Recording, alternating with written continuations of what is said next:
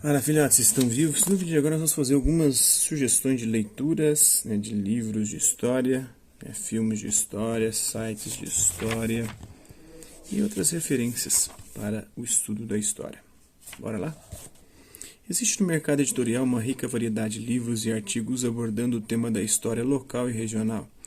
Selecionamos aqui 3 obras que tratam do ensino da história local e regional, com interessantes discussões e sugestões práticas que auxiliam o trabalho do professor. Tem a Didática da História, Patrimônio e História Local de Proença e Manique. A obra oferece ótimo aporte teórico-metodológico para o trabalho com fontes locais, memória oral e estudo do meio, contendo tanto abordagens teóricas que permitem a reflexão sobre a natureza e a importância do tema, quanto indicações práticas que orientam o professor na concretização das propostas em sala de aula. Temos Ensinar História, de Kainelli e Schmidt, uma linguagem acessível e consistente. As autoras abordam alguns dos temas mais relevantes no campo da metodologia e prática do ensino de história, dentre os quais o trabalho com fontes na aula de história, o uso de documentos históricos, a história local e a história oral, a investigação sobre o patrimônio histórico. Temos também Como Escrever a História da Sua Cidade, de Amilcar Viana Martins Filho. Trata-se de um manual escrito para não especialistas, contendo indicações para a elaboração de estudos investigativos relativos à história local. Dentre inúmeras linguagens alternativas de ensino da história, a produção cinematográfica tem despertado especial interesse dos professores, seja no uso de filmes longa-metragem, de curtas-metragem ou de documentários em sala de aula. Recomendamos 2 filmes que tratam da temática local-regional, podendo constituir-se em excelentes fontes de análise histórica. Temos Os Narradores de Javé, ambientado em Gameleira da Lapa, no interior da Bahia. O filme narra a história de um povo que, na iminência de ter seu vilarejo inundado pelas águas de uma barragem, encontra um modo de impedir o acontecimento, transformando o local em patrimônio da humanidade. É uma cidade sem passado. O filme conta a história de Sonja, uma adolescente alemã que deseja escrever um ensaio sobre o impacto da política nazista na sua aldeia e inicia uma verdadeira batalha para ter acesso aos arquivos que guardam preciosas informações sobre perseguições a judeus e comunistas. Sugestão de site, o acesso à internet, cada dia mais facilitado pela disseminação tecnológica, oferece importante recurso ao trabalho do professor. Segue algumas sugestões, lugares de memória, espaços educativos e ensino de história, parte 1, 2 e 3 da TV Escola, Salto para o Futuro. É uma série de 3 programas realizados pela TV Escola sobre espaços educativos de memória. Parte de situações pedagógicas escolares envolvendo professores e estudantes no estudo da cidade, na visitação a lugares de memória e a centros culturais, apresentando na sequência um debate entre 3 especialistas da área da história e do ensino de história. Tem também o Museu Onde Não Há Museu, Ciência e Vida Cotidiana, Parceria Escola e Museu, parte 1, 2 e 3 também da TV Escola, Salto para o Futuro.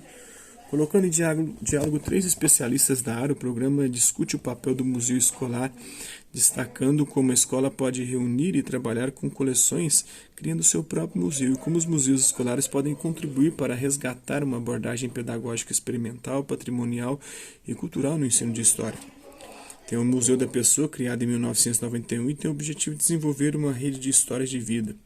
Sendo virtual e aberto à comunidade, consegue reunir depoimentos de pessoas comuns, dando-lhes visibilidade e importância na memória social, por acreditar que todas as pessoas têm um papel como agente de transformação da história. Além dos depoimentos, oferece orientações sobre memória oral, do projeto Faça História na Escola, uma biblioteca virtual sobre o tema, projetos educacionais variados, tais como Tempos de Escola, Histórias da Nossa Terra, projeto Memória Local.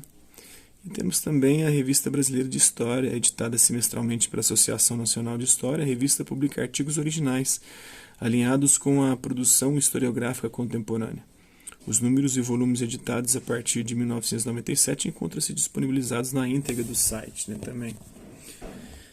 Outras referências. A história local regional pode ser estudada com uma variedade de documentos oficiais e não oficiais, impressos, sonoros, iconográficos, cinematográficos, dentre tantos outros.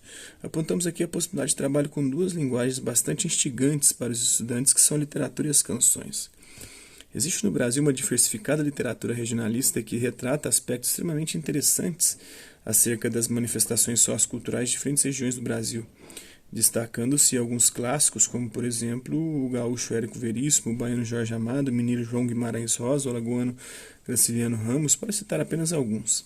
Ao trabalhar com a literatura, assim como se deve proceder com outras fontes artísticas, é necessário entendê-la como obra ficcional e não como uma expressão fiel da realidade que está sendo estudada, além de levar em consideração o caráter autônomo dessas manifestações artístico-culturais e de seus autores. As canções populares e regionalistas também constituem fonte significativa para os estudos da história local regional, na medida em que elas tratam dos problemas das especificidades dos contextos, gerando e difundindo determinadas representações da cidade ou da região. Nos anos iniciais, a clássica canção Cidade Ideal, presente no musical infantil Saltimbancos, de Sérgio Badotti e Luiz Henrique Bacalov, com música de Chico Buarque, pode ser um interessante ponto de partida para o estudo da cidade ou do município. Então é isso aí, espero que vocês tenham gostado do vídeo. Quem curtiu, dá um like, não curtiu, dá um dislike. Hasta la vista, babies. Até a próxima.